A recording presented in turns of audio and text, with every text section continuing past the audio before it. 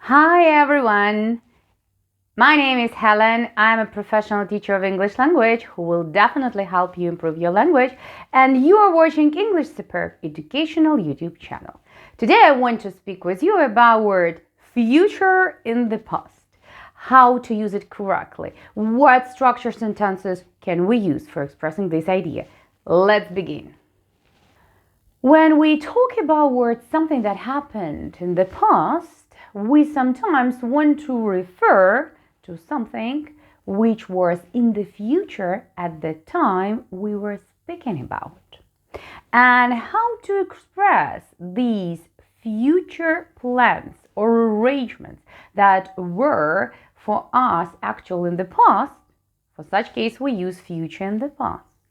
There are several ways how to express and describe this future idea with the past perspective. Let's learn how to do it correctly.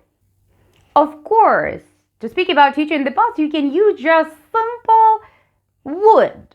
But how to make our English language much more diverse and sound as a native speakers? Let's find out.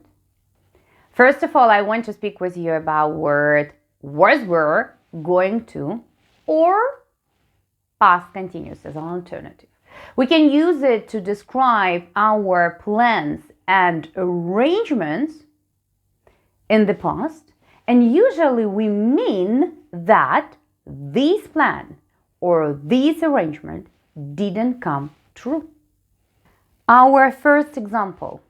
We were going to the restaurant, but he called to say he couldn't come.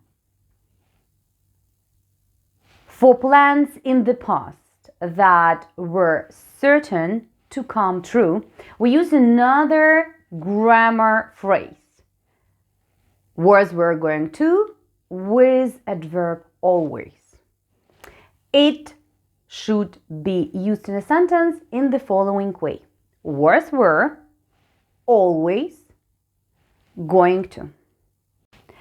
For example, from the early age, it was clear that Maria was always going to be a teacher.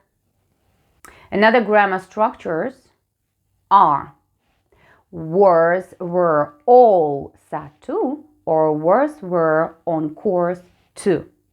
We use these structures to describe some arrangements that are almost certain to come true because of some conditions or plans at that time.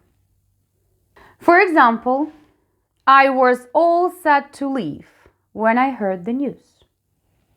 Another much more formal grammar structure is was, were, due to. We use it for speaking about events that were scheduled or planned ahead. For example, the conference was due to take place in spring, but was delayed until the following year. Another well-known grammar structure phrase is to be about to do something. For future in the past, we use it in the form was, were, about to do something. And we use it to describe events that were imminent or almost happening. For example, I was about to leave when my friend suddenly turned up. Another grammar phrase is was, were on the threshold.